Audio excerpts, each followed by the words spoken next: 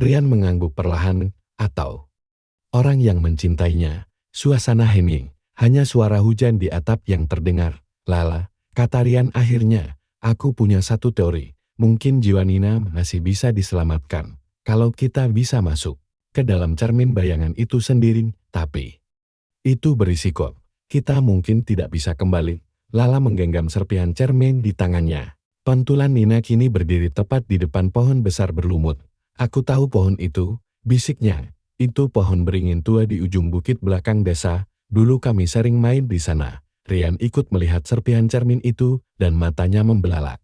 Kalau itu pintunya, kita harus ke sana malam ini juga. Saat gerbangnya masih terbuka, Lala menatap Rian dalam-dalam. Kamu yakin mau ikut? Rian menghela napas. Aku kehilangan banyak hal dalam hidupku. Tapi satu yang gak pernah aku lupakan adalah kamu. Jadi, ya aku ikut. Lala tersenyum lemah. Untuk pertama kalinya, sejak Nina muncul kembali, malam itu, dua sosok berjalan dalam gelap, menuju hutan sunyi yang tak pernah dikunjungi sejak bertahun-tahun. Hujan telah berhenti, tapi angin berbisik. Seolah mengabarkan kedatangan mereka pada penghuni lama di balik cermin dan di kejauhan. Bayangan seorang anak kecil bergaun putih berdiri diam di bawah pohon beringin tua, menunggu. Hari keempat setelah pengusiran yang gagal, langit mendung, dan udara terasa lebih dingin dari biasanya. Lala duduk diam di ruang tamu rumah peninggalan Burina. Tubuhnya masih lemas setelah keluar dari rumah sakit, wajahnya pucat, bibirnya pecah-pecah. Tapi matanya menatap kosong, seolah jiwanya belum sepenuhnya kembali. Di tangannya, ia memegang serpihan kecil dari cermin yang pecah malam itu. Serpihan itu ia temukan dalam saku bajunya saat sadar. Tak ada seorang pun yang tahu bagaimana bisa masuk ke sana. Namun yang aneh dalam pantulan serpihan cermin itu, Lala tidak melihat wajahnya sendiri. Setiap kali ia memandangnya, pantulan yang muncul adalah sosok seorang gadis kecil dengan gaun putih. Berdiri di tengah hutan gelap Ninadat, dan setiap kali Lala berkedip, posisi Nina berubah. Kadang hanya berdiri diam, kadang menolehkan kepala, kadang seolah berbising, walau tak terdengar apapun, seolah pantulan itu bukan bayangan, melainkan jendela menuju tempat lain, tempat jiwa Nina terperangkap. Lala tahu, ia tak bisa membiarkan ini berlarut, ia harus mencari jawaban, dan satu-satunya orang yang mungkin bisa membantunya sudah mati.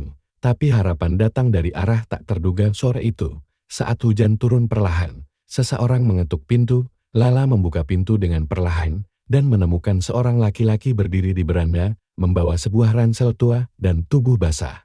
Kuyup rambutnya sedikit gondrong, wajahnya tirus tapi teduh, ada bekas luka di pelipis kanannya, dan sorot matanya seolah menyimpan masa lalu yang dalam. Maaf, katanya pelan, aku dengar Burina sudah tiada dan aku datang untuk. Lala mengernyit. Siapa kamu? Ia tersenyum tipis. Namaku Rian. Nama itu membuat jantung Lala berdetak aneh.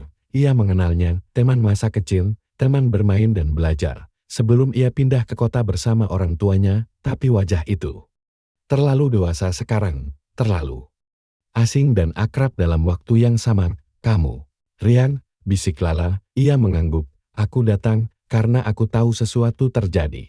Sesuatu yang besar, dan aku yakin itu berhubungan dengan Nina. Lala mempersilakan Rian masuk.